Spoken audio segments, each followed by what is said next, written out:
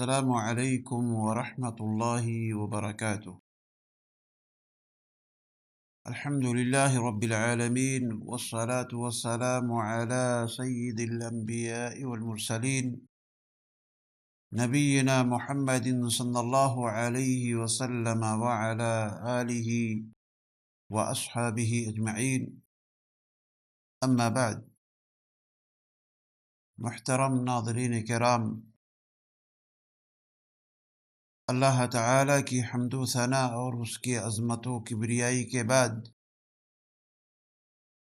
سرور کونین جناب محمد رسول اللہ صلی اللہ علیہ وسلم کی ذات گرامی پر بے انتہا اور لاکھوں درود و سلام نازل ہو۔ عزیز ساتھیوں، اسلام نے ہمیں والدین، پڑوسی، رشتہ دار، اساتذہ، بیوی بچے، اولاد اور فقراء و مساکین کے ساتھ حسن سلوک کرنے کی ترغیب دی ہے۔ اخلاق یہ خلق کی جمع ہے، جس کا معنی عادات کے ہیں۔ حسن اخلاق میں حقوق اللہ اور حقوق العباد دونوں کا لحاظ رکھنا ضروری ہوتا ہے۔ ایسا حسن اخلاق جو حقوق اللہ سے خالی ہو وہ صحیح نہیں مانا جاتا، اور ایسے ہی اگر اس میں حقوق اللہ بھی پایا جائے لیکن اگر حقوق العباد میں تقصیر ہو رہی ہے تب بھی اسے بہتر نہیں سمجھا جاتا۔ ہر حال میں دونوں کا بیک وقت جمع ہونا ضروری ہے۔ رسول اکرم جناب محمد رسول اللہ صلی اللہ علیہ وسلم نے ہمیں حسن اخلاق کو اپنانے اور بہترین سلوک کرنے کی تعلیم اور ترغیب دی ہے۔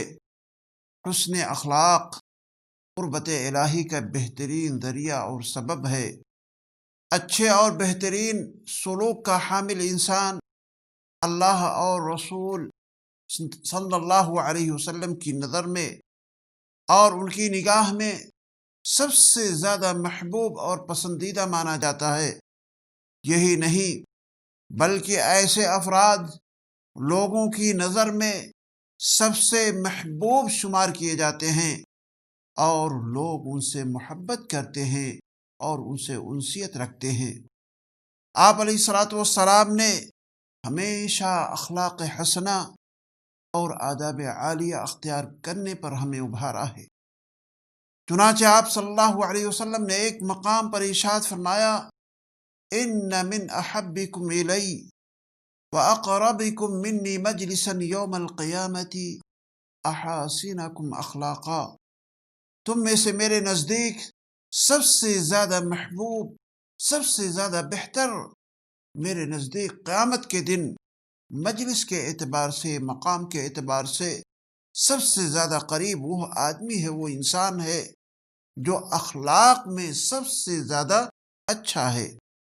یہ حدیث سنن ترمذی میں ہے۔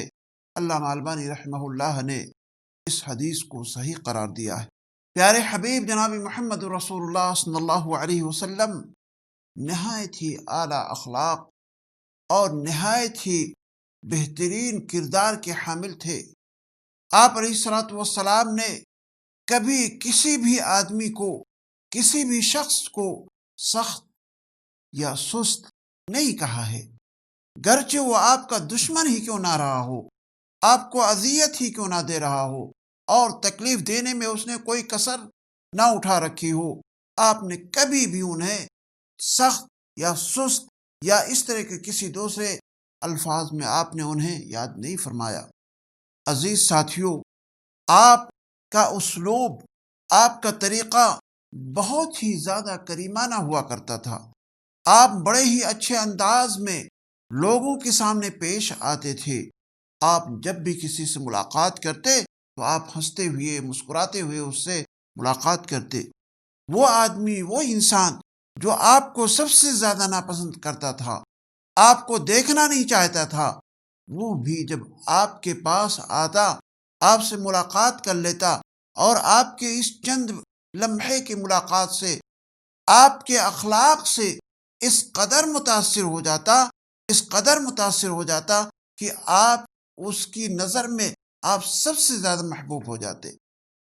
یہ آپ علیہ الصلوۃ والسلام کے حسن اخلاق کا کرشمہ ہی ہوا کرتا تھا۔ چنانچہ اللہ تعالیٰ نے قرآن مجید میں آپ علیہ الصلوۃ والسلام کے اخلاق کے تعلق سے ارشاد فرمایا، وَإِنَّكَ لَعَلَىٰ خُلُقٍ عَظِيمٍ، بے شک تو بڑے عمدہ اخلاق پر ہے۔ حدیث کے اندر آتا ہے، حضرت انس رضی اللہ تعالی عنہ بیان کرتے ہیں کہ کان النبی صلی اللہ علیہ وسلم احسن الناس خلقا، متفق علیہ۔ سیدنا انس رضی اللہ تعالی عنہ بیان کرتے ہیں کہ رسول اکرم جناب محمد رسول اللہ صلی اللہ علیہ وسلم حسن اخلاق میں سب لوگوں سے بڑھ کر تھے۔ یعنی حضرت انس رضی اللہ تعالی عنہ آپ کی خدمت میں 10 سال تک تھے۔ ان کا بیان ہے کہ کبھی بھی آپ نے یہ نہیں کہا کہ آپ نے یہ کام کیوں کیا، آپ نے یہ کام کیوں نہیں کیا۔ ایک دوسری حدیث کے اندر آتا ہے جس کے راوی سیدنا ابو ہریرہ رضی اللہ تعالی عنہ ہیں، وہ بیان کرتے ہیں کہ رسول اکرم جناب محمد رسول اللہ صلی اللہ علیہ وسلم سے پوچھا گیا، یعنی سئل رسول اللہ صلی اللہ علیہ وسلم عن اکثر ما يدخل الناس الجنہ قال تقوی اللہ وحسن الخلق، اخرجہ ترمذی، کہ آپ علیہ الصلوۃ والسلام سے پوچھا گیا کہ کس چیز کے ذریعے لوگ زیادہ سے زیادہ جنت میں جائیں گے، تو آپ علیہ الصلوۃ والسلام نے ارشاد فرمایا جو چیز اکثر جنت میں لے جانے کا سبب بنے گی وہ اللہ تعالیٰ کا ڈر ہوگا اور حسن خلق ہے۔ عزیز ساتھیوں، والدین کے ساتھ حسن سلوک کرنا، اچھا برتاؤ کرنا، ان کی خدمت کرنے میں سبقت لے جانا حسن اخلاق میں سے ہے۔ چنانچہ اللہ تعالیٰ نے قرآن مجید کے اندر ارشاد فرمایا، سورہ اسراء کی یہ آیت ہے، وَقَضَىٰ رَبُّكَ أَلَّا تَعْبُدُوا إِلَّا إِيَّاهُ وَبِالْوَالِدَيْنِ إِحْسَانًا، رب کا فرمان آ چکا ہے، یہ واضح ہو چکا ہے کہ اللہ تعالیٰ کی عبادت کرو اور ماں باپ کے ساتھ حسن سلوک کرو۔ ماں باپ کے ساتھ بیٹھنا، ان سے باتیں کرنا، ان کی خبر گیری کرنا، ان کی ضرورتوں کو اپنی ضرورتوں پر فوقیت دینا، یہ سارے کے سارے اعمال حسن اخلاق میں سے ہیں۔ ماں باپ سے معانقہ کرنا، ماں باپ سے بغل گیر ہونا، ماں باپ کے گلے لگنا، یہ ان سے محبت کی سب سے بڑی دلیل ہے۔ آج میں آپ سے ایک سوال پوچھ رہا ہوں کہ آپ میں سے کتنے لوگ ہیں جو اپنے دوست احباب سے، اپنے ساتھیوں سے معانقہ اور بغل گیر ہوتے ہیں یا ان کو اپنے گلے سے لگاتے ہیں، اور کتنے ایسے لوگ ہیں جنہوں نے اپنے ماں باپ کو گلے لگایا ہے؟ کیا کبھی کسی نے سوچا ماں باپ سے بغل گیر ہونا چاہیے؟ اگر نہیں ہوئے ہیں، آج آپ کھڑے ہو کر کے ابھی جا کر کے اپنے ماں باپ سے آپ گلے ملیے، گلے انہیں لگائیے، دیکھیے اس کا اثر، اس کا نتیجہ والدین پر کیا پڑتا ہے، انہیں کتنی خوشی محسوس ہوتی ہے اور آپ کے دل کو کتنا سکون میسر ہوتا ہے۔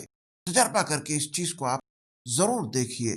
ماں باپ کے لیے روپے پیسے کا انتظام کر دینا، نوکر کا انتظام کر دینا، خادمہ کا انتظام کر دینا، ڈرائیور کا انتظام کرنا، یہ ان کی خدمت کرنے میں شامل نہیں ہے۔ ہاں، یہ کہہ سکتا ہوں، یہ ہو سکتا ہے کہ یہ ان کی خدمت کرنے کا ایک جز آپ بنا سکتے ہیں، لیکن جو خوشی ان کی خدمت خود جا کر کے کرنے میں ملتی ہے، وہ خوشی ان تمام چیزوں سے آپ حاصل نہیں کر سکتے ہیں۔ کتنے ایسے والدین ہیں جو اپنی اولاد کے ایک ٹیلی فون کے محتاج ہیں، ان کی آواز سننے کے لیے ترس رہے ہیں۔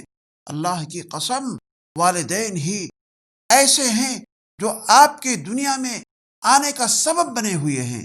یہ بات یاد رکھو، آج جس مقام پہ آپ فائز ہیں، دنیا کے کسی بھی حصے میں ہیں، جو منصب آپ کو ملا ہوا ہے، یہ انہی والدین کی بدولت ملا ہے۔ انہی کی دعاؤں کا نتیجہ ہے، انہی کی دعاؤں کا اثر ہے۔ وہ آپ کو کبھی بھی تکلیف میں دیکھنا پسند نہیں کرتے، وہ اپنی جان اور اپنا سب کچھ آپ کے اوپر قربان کرنے کے لیے ہمیشہ تیار رہتے ہیں، لیکن ہم ہیں کہ انہیں بھلا دیے ہیں۔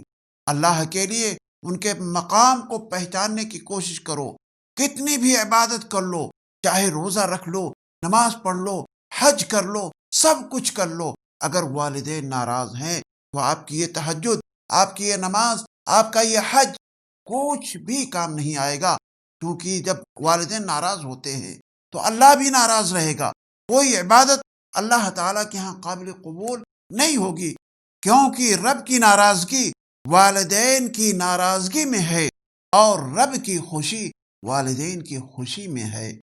عزیز ساتھیوں، بیوی بچوں کے ساتھ حسن سلوک کرنا بھی اخلاق حسنہ میں شامل ہے۔ پیارے حبیب جناب محمد رسول اللہ صلی اللہ علیہ وسلم نے ارشاد فرمایا، خیرکم خیرکم لأہلہ وانا خیرکم لأہلی، تم میں کا بہتر وہ شخص ہے جو اپنے اہل و عیال کے لیے بہتر ہے، اور میں تم میں سے اپنے اہل و عیال کے لیے سب سے بہتر ہوں۔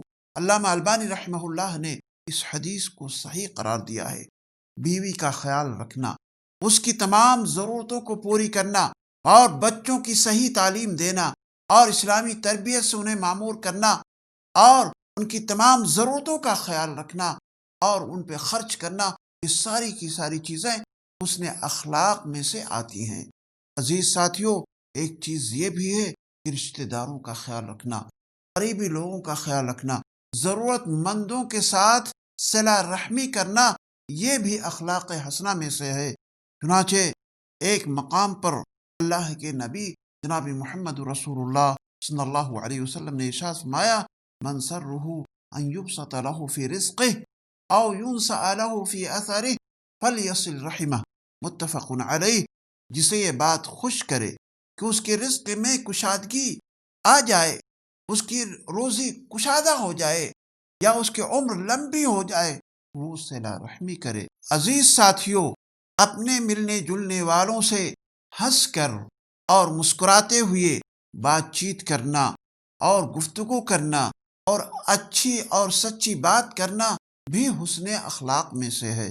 رسول اکرم جناب محمد رسول اللہ صلی اللہ علیہ وسلم نے ارشاد فرمایا، تبسمک فی وجہ اخیک لک صدقہ، تمہارا مسکرا کر اپنے بھائی کو دیکھنا صدقہ ہے۔ ایک دوسری جگہ رسول اکرم صلی اللہ علیہ وسلم نے ارشاد فرمایا، الکلمۃ الطیبۃ صدقہ، یعنی اچھی بات بھی صدقہ ہے۔ انسان کی زبان کے دو زاویے اور دو پہلو ہوا کرتے ہیں، ایک اچھائی کے اور دوسری برائی کے۔ اچھائی سے اعتبار سے ہے کہ اگر وہ نیکی کے کام، بھلائی کے کام اور دینی کاموں میں استعمال کی گئی، وہ جنت میں جانے کا سبب بنے گی۔ برائی اس اعتبار سے ہے کہ اگر اسے برے کاموں میں استعمال کی گئی تو اس کی وجہ سے انسان جہنم میں جائے گا، جہنم رسید ہوگا۔ زبان کو حرام چیزوں اور فضول باتوں سے محفوظ رکھنا ایک عظیم بھلائی اور دنیا اور آخرت میں کامیابی کا راز ہے۔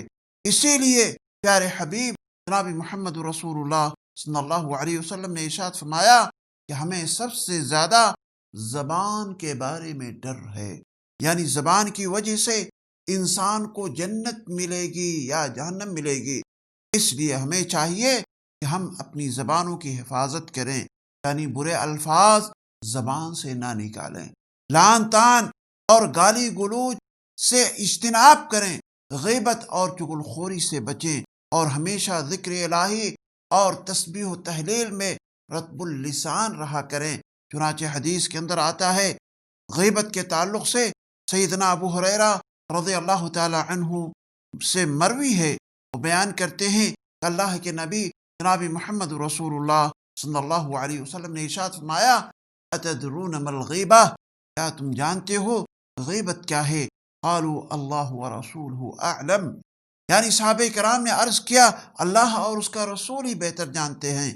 آپ علیہ الصلوۃ والسلام نے ارشاد فرمایا، ذکرک اخاک بما یکرہ، قیل افرأیت ان کان فی اخی ما اقول، قال ان کان فیہ ما تقول، فقد اغتبته وإن لم يكن فيه فقد بهته اخرجہ مسلم۔ آپ علیہ الصلوۃ والسلام نے ارشاد فرمایا اپنے بھائی کا ایسے انداز میں، ایسے اسلوب میں ذکر کرنا جسے وہ پسند نہ کرے۔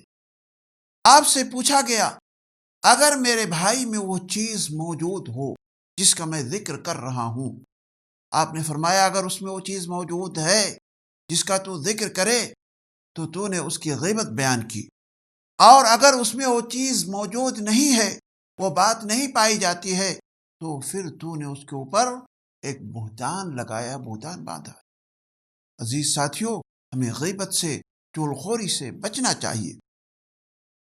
اسی طریقے سے گھروں کی خادماؤں، نوکروں اور ڈرائیوروں کے ساتھ بھی بہترین سلوک کرنا حسن اخلاق کا ایک حصہ ہے۔ اگر آپ نے اپنے مقام کو اونچا کرنا ہے، اگر آپ نے مقام کو اور آگے لے جانا چاہتے ہیں اور اپنی روزیوں میں ذاتی چاہتے ہیں، تو ان کے ساتھ خوش اسلوبی سے پیش آنے کی کوشش کریں۔ انہیں اپنے دوستوں کی، جو آپ کے پاس دوستوں کی ایک بڑی لسٹ پائی جاتی ہے، اس لسٹ کے اندر ان کا نام بھی اندراج کریں، شامل کریں، اور کبھی کبھار انہیں اپنے دسترخوان پر بھی موقع دیں بیٹھنے کے لیے، اور ساتھ میں انہیں کھلائیں۔ دیکھیں اس عمل کے ذریعے سے آپ کو کتنی بڑی خوشی محسوس ہوتی ہے۔ اللہ کے حبیب جناب محمد رسول اللہ صلی اللہ علیہ وسلم نے ایک مقام پر ارشاد فرمایا تمہارے خادم بھائیوں کو اللہ تعالیٰ نے تمہارے تابع بنایا ہے، تو جس کا بھائی اس کے تابع ہو تو اسے وہی کھلائے جو وہ خود کھاتا ہے، اسے وہی پہنائے جو وہ خود پہنتا ہے، اور انہیں ایسی ذمہ داریاں نہ دے جو ان پر غالب آ جائیں، اور اگر انہیں کوئی ذمہ داری دیں تو ان کی مدد کریں۔ یعنی بہت بھاری بھرکم چیزیں یا بہت بڑی ذمہ داری ان کے سپرد نہیں کرنا چاہیے کہ جس کے ذریعے سے ان کے لیے یہ چیز پریشانی کا باعث بن سکے۔ ہاں، ایک بہت ہی اہم بات یہاں پر میں یہ بھی ذکر کر دینا مناسب سمجھتا ہوں اور آپ کے لیے بتا دینا بہتر سمجھتا ہوں کہ بہت سارے لوگ مزدوروں سے کام کرا لیتے ہیں، لیکن جب انہیں مزدوری دینے کی باری آتی ہے تو آنا کانی کرتے ہیں، یا آگے پیچھے انہیں ٹائم پہ ٹائم، تاریخ پہ تاریخ دیتے رہتے ہیں۔ یہ طریقہ اور یہ اسلوب کسی طرح سے درست اور صحیح نہیں ہے، حسن اخلاق کے خلاف یہ چیز ہے۔ حسن اخلاق تو یہ کہتا ہے کہ ان کی اجرت اور مزدوری ان کا پسینہ سوکھنے سے پہلے ہی ادا کر دی جائے۔ چنانچہ اللہ کے حبیب جناب محمد رسول اللہ صلی اللہ علیہ وسلم نے ارشاد فرمایا اعطوا الاجیر اجرہ قبل ان یجف عرقہ، مزدور کو اس کی اجرت، اس کا پسینہ خشک ہونے سے پہلے دے دو۔ علامہ البانی رحمہ اللہ نے اسے صحیح قرار دیا ہے۔ عزیز ساتھیوں، مسلمانوں کے حقوق کا خیال کرنا بھی حسن اخلاق میں سے ہے۔ اس بارے میں مختلف حدیثیں آئی ہوئی ہیں۔ کسی حدیث میں 5 حق کا ذکر ہے تو کسی میں 6 حق کا ذکر ہے، جیسا کہ آپ علیہ الصلوۃ والسلام نے ارشاد فرمایا حق المسلم علی المسلم 6 قیل ما ہن یا رسول اللہ قال اذا لقیته فسلم علیہ وَإِذَا دَعَاكَ فَأَجِبْهُ وَإِذَا اسْتَنصَحَكَ فَانصَحْ لَهُ وَإِذَا عَطِسَ فَحَمِدَ اللَّهَ فَشَمِّتْهُ وَإِذَا مَرِضَ فَعُدْهُ وَإِذَا مَاتَ فَاتَّبِعْهُ۔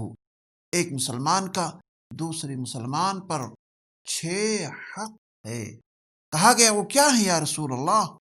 تو آپ علیہ الصلوۃ والسلام نے ارشاد فرمایا جب تم اس سے ملاقات کرو تو اس سے سلام کرو، یعنی ملاقات کرنے پر سلام ضرور کرو۔ جب وہ تمہیں وہ دعوت دے تو اس کی دعوت قبول کرو، یعنی دعوت کا انکار نہ کرو، اور جب تم سے وہ نصیحت طلب کرے اور آپ کو نصیحت کرنے کے لیے کہے تو اسے نصیحت کرو۔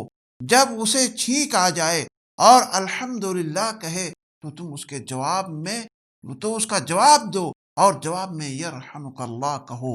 جب وہ بیمار ہو جائے تو اس کی عیادت کرو، اس کو دیکھنے کے لیے جاؤ، اور جب اس شخص کی وفات ہو جائے تو اس کے جنازے میں شریک ہو۔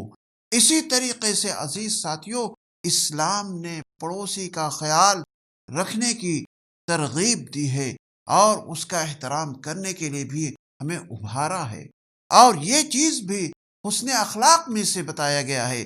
چنانچہ آپ علیہ الصلوۃ والسلام نے ارشاد فرمایا، من كان يؤمن بالله واليوم الآخر فلا يؤذي جاره، رواہ مسلم، یعنی جو اللہ تعالی پر اور آخرت کے دن پر ایمان رکھتا ہو تو وہ اپنے پڑوسی کو تکلیف نہ پہنچائے۔ ایک دوسری روایت کے اندر آتا ہے جس کے راوی حضرت ابن عمر اور حضرت سیدہ عائشہ رضی اللہ تعالی عنہا ہیں، ان کا بیان ہے کہ اللہ کے نبی صلی اللہ علیہ وسلم نے ارشاد فرمایا، ما زال جبریل یوصینی بالجار ظننت انہ سیورثہ۔ رسول اکرم جناب محمد رسول اللہ صلی اللہ علیہ وسلم نے ارشاد فرمایا، مجھے حضرت جبریل علیہ الصلوۃ والسلام پڑوسی کے ساتھ حسن سلوک کی ہمیشہ تاکید کرتے رہے، یہاں تک کہ میں گمان کرنے لگا کہ یہ اسے وراثت میں بھی شریک ٹھہرا دیں گے۔ ایک اور روایت کے اندر آتا ہے، لا يدخل الجنت من لا یامن جارہ بوائقہ، یعنی وہ شخص جنت میں نہیں جائے گا جس کی شرارتوں سے اس کا پڑوسی محفوظ نہ ہو۔ عزیز ساتھیوں، اسلام پڑوسیوں کے ساتھ اچھے برتاؤ اور حسن سلوک کا حکم دیتا ہے، جبکہ آج ہماری صورتحال یہ ہے کہ ہم اپنے پڑوسیوں کے گھروں اور دیواروں کو گندا کرتے ہیں، ان کے گھروں میں اینٹ پتھر پھینکتے ہیں، ان کے بچوں کو موقع ملتے ہی مار دیتے ہیں یا مارتے رہتے ہیں، ان کی گاڑیوں کو نقصان پہنچاتے ہیں۔ یہ سارے کے سارے اعمال کسی طرح سے ہمارے لیے جائز اور درست نہیں ہے، بلکہ ہمیں حکم دیا گیا ہے کہ ہم ان کے ساتھ بہترین اور اچھے طریقے سے ان کے ساتھ حسن سلوک کا مظاہرہ کریں۔ یہاں تک کہ ایک حدیث مجھے یاد آ گئی کہ اللہ کے نبی جناب محمد رسول اللہ صلی اللہ علیہ وسلم نے ارشاد فرمایا کہ جب کوئی اچھی چیز بناؤ، کوئی شوربے والی چیز بناؤ تو شوربے میں پانی تھوڑا زیادہ کر دو اور اپنے پڑوسی کے یہاں پہنچا دو۔ لیکن کیا ہمارا اس پر عمل ہو رہا ہے؟ ہرگز نہیں ہو رہا ہے۔ یہ چیز بہت ہی غلط ہے، ہم کو چاہیے کہ ان کی عزت کریں۔ عزیز ساتھیوں، اسلام نے ہمیں بڑے افراد کی عزت کرنے اور چھوٹوں کے اوپر شفقت اور مہربانی کرنے کی بھی ترغیب دیتا ہے، اور یہ بھی حسن اخلاق میں سے ہے۔ چنانچہ اللہ کے نبی جناب محمد رسول اللہ صلی اللہ علیہ وسلم نے ارشاد فرمایا، لیس منا من لم یرحم صغیرنا ویعرف حق کبیرنا، ہم میں سے وہ نہیں ہے جو ہم میں سے چھوٹے پر شفقت نہ کرے اور ہم میں سے بڑے کے حق کو نہ سمجھے۔ اس حدیث کو علامہ البانی رحمہ اللہ نے صحیح قرار دیا ہے۔ آخری نقطہ میں آپ کے سامنے پیش کرتا ہوں، وہ نقطہ بہت ہی اہم ہے، کیونکہ ہم لوگ ایک ایسے موقع سے، ایک ایسے مرحلے سے گزر رہے ہیں۔ اس مرحلے کے اندر کتنے ایسے لوگ ہیں جو بہت ہی زیادہ پریشانی کے اندر مبتلا ہیں، مصیبت میں مبتلا ہیں۔ ایسے لوگوں کی مدد کرنے کے لیے، ان کی پریشانیوں کو دور کرنے کے لیے اور ان کے تمام جو بھی چیزیں ان کے ساتھ لگی ہوئی ہیں ان کو ختم کرنے کے لیے ہمیں کوشش کرنی چاہیے، اور ان پریشانیوں کو دور کرنے کے لیے اللہ کے حبیب جناب محمد رسول اللہ صلی اللہ علیہ وسلم نے بہت بڑا ثواب اور بہت بڑا اجر اس کے بارے میں بیان کر رکھا ہے۔ چنانچہ آپ علیہ الصلوۃ والسلام نے ارشاد فرمایا، جس نے کسی مومن کی دنیاوی مصیبتوں میں سے کسی مصیبت کو دور کیا تو اللہ تعالیٰ قیامت کے دن اس کی مصیبتوں میں سے ایک مصیبت کو ختم کر دے گا، دور فرما دے گا، اور جس نے کسی تنگ حال پر آسانی کی تو اللہ تعالیٰ اس کے اوپر دنیا اور آخرت میں آسانی فرمائے گا۔ جس نے کسی مسلمان کی پردہ پوشی کی تو اللہ رب العالمین دنیا اور آخرت میں اس کی پردہ پوشی کرے گا۔ اللہ تعالیٰ اس وقت تک بندے کی مدد میں رہتا ہے جب تک کہ وہ اپنے بھائی کی مدد میں ہوتا ہے۔ یہ حدیث صحیح مسلم کی ہے۔ عزیز ساتھیوں، اس حدیث سے جو پتہ چلتا ہے وہ یہ ہے کہ ہمیں ہر ضرورت مند افراد کی، اس کے ضرورت کے اعتبار سے ہمیں اس کی مدد کرنے کے لیے آگے بڑھنا چاہیے اور کوشش کرنا چاہیے۔ ہم اللہ تعالیٰ سے دعا کرتے ہیں کہ وہ ہمیں والدین کی عزت و احترام اور ان کی خدمت اور ان کے ساتھ حسن سلوک کرنے کی توفیق عطا فرمائے، پڑوسیوں کے حقوق کی قدر دانی کرنے کی توفیق دے، اچھی اور میٹھی بات کرنے کی توفیق دے، اپنے بھائی کی پیٹھ پیچھے برائی کرنے اور غیبت اور چغل خوری سے محفوظ رکھے۔ وآخر دعوانا ان الحمد للہ رب العالمین۔